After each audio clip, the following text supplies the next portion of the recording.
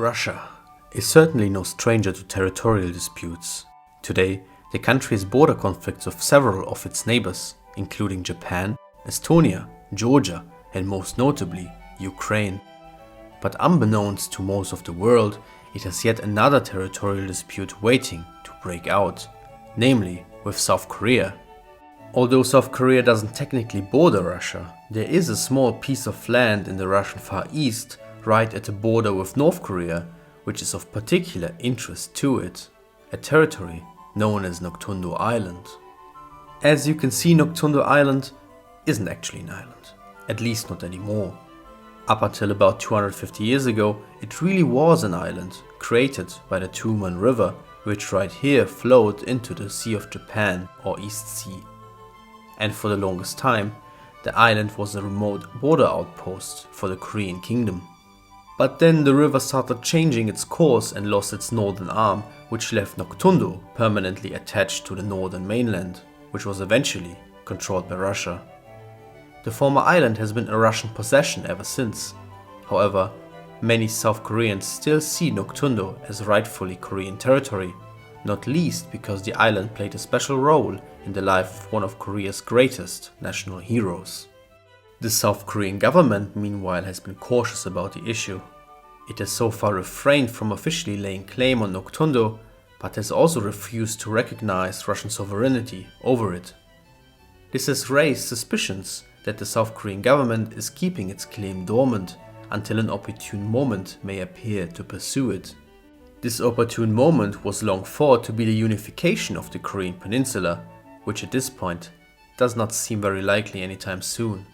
However, Russia's invasion of Ukraine could see the Noktundo issue become relevant sooner rather than later. Similar to how in Japan the invasion heated up the discussion around its own border dispute with Russia. So let's take a closer look at how this weird situation came to be and what it could mean for the future stability of East Asia. Our story starts in the 15th century, after the Joeson dynasty took power in Korea. They soon expanded north and established the Tuman River as the natural border to the Korean state, shielding it from the semi-nomadic steppe peoples of Northeast Asia, known back then as the Georgians.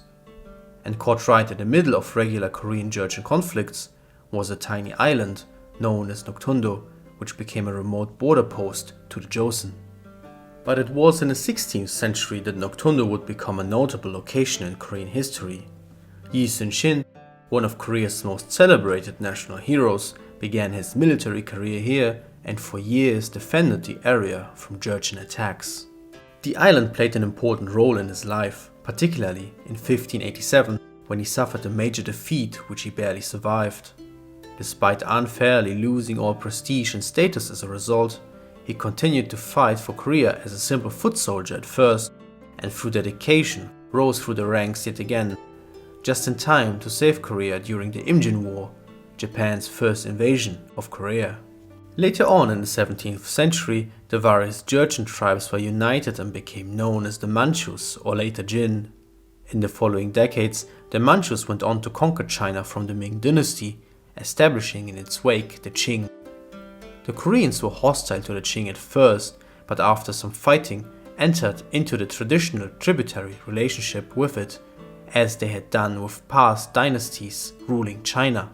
Despite the turmoil, the Tuman River continued to serve as a fairly stable border for Korea, separating it from the Manchuria region of the Qing.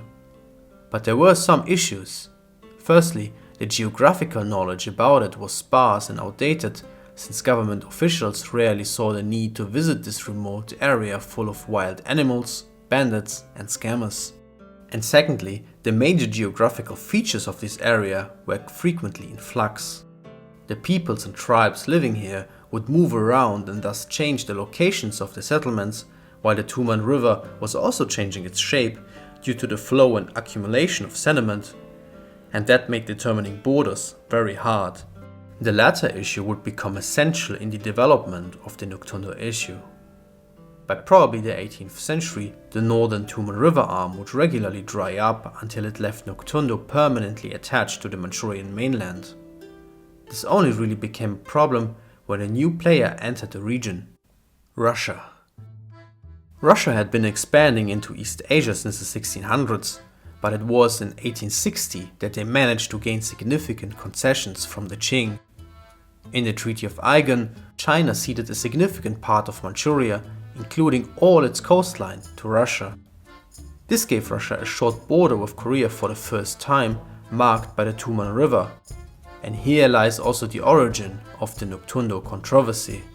Because China had agreed to give all of the coast north of the Tuman River to Russia, and the northern Tuman River arm had recently dried up, the former island of Noktundo was now technically included in the territory that China had ceded.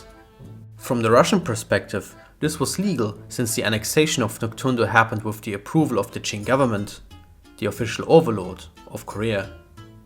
And Korea meanwhile was in a state of isolationism, which made it impossible to discuss border matters directly. But from the Korean perspective, Russia had purposefully bypassed talking to the Korean government about this issue, as they knew they would get approval from the Qing anyway. Whatever the case, once the Korean government ended its isolationist policies, it formally protested against the annexation multiple times, but nothing came out of it. The issue soon died down and finally lost its relevance with the Japanese annexation of Korea, which would last until the end of World War II in 1945. Just 5 years later, Korea would once again be plunged into war, now between the communist North and the nationalist South, which eventually ended in the division of Korea. After this, the Noktundo issue slowly began to resurface in both South and North Korea, but both sides soon diverged on how they treated the issue. For North Korea, the Soviet Union, which was now in control of Noktundo after succeeding the Russian Empire, was crucial in the early survival of the Korean state. Because of this, they rarely brought this issue up and even settled it indefinitely in 1989, recognizing Soviet and later Russian control over Noktundo as part of a border treaty. South Korea, however, never recognized Soviet or Russian sovereignty over the former island and regards the border treaty North Korea made as illegitimate. Not surprising if you consider that Seoul regards the entire North Korean state as illegitimate.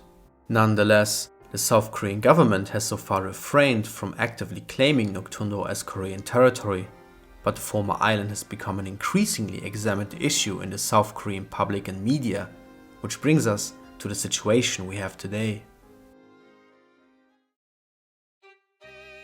By now you might be wondering, what's all the fuss about? Is there something of particular value in Noktundo? And the short answer to that is no, at least not physically. For Korea, its value is almost entirely derived from its symbolic character. Korea is a nation which suffered much during the 19th and 20th centuries. It was a playboy of great powers, then colonized by Japan and finally torn apart by a bloody civil war. This tragic history has left deep marks in Korean society, which influence political discussions in Korea to this day.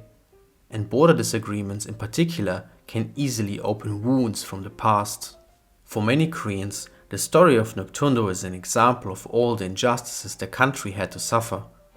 The former island, as well as some other territories north of the Tuman River in what is today China and Russia, are sometimes referred to as Gando, the lost lands of Korea. These regions had significant Korean populations, some of which continue to exist in modern China even today. But in Noktundo and the southernmost territories of far eastern Russia, the Korean population was deported by the Soviet administration to Central Asia in 1937. The Soviets feared that they might not be loyal to the state and could be used by Japan for espionage. From the thousands of deported Koreans, up to a quarter did not survive the journey or died in the first years after arriving in Central Asia.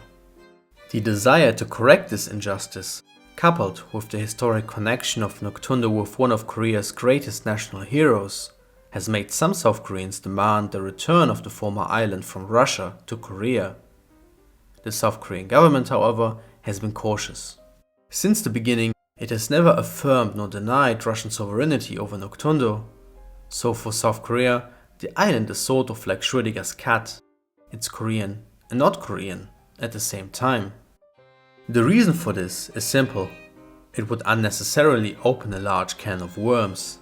Firstly, it would worsen relations with Russia significantly, with no realistic chances for success. And secondly, if South Korea was to make a claim, it's unclear what it would claim exactly. The true shape and size of the island is not known and is fluctuated significantly over time. Most estimates believe Noktundo to be between 4 to 30 square kilometers in size, so somewhere between 4 and 15 Vaticans, which doesn't make claiming the territory really easy. Russia, meanwhile, doesn't have such an emotional association with Noktundo, but is nonetheless unlikely to simply give it away should it be asked to. Much of the territory is currently used by the Russian military for border management, and although the former island is not really that valuable, it is still land which is considered an integral part of Russia by its population. Readjusting the border would not only upset the public, but may also set an uneasy precedent for Russia in regards to the other territorial disputes it has. It would also mean ignoring the 1989 border treaty with North Korea, which Russia considers to be a legitimate government in contrast to South Korea. All of these problems have prevented the Noktundo issue from becoming a full-fledged border dispute so far. However, this could change in the near future, even if the unification of the Korean peninsula does not happen soon.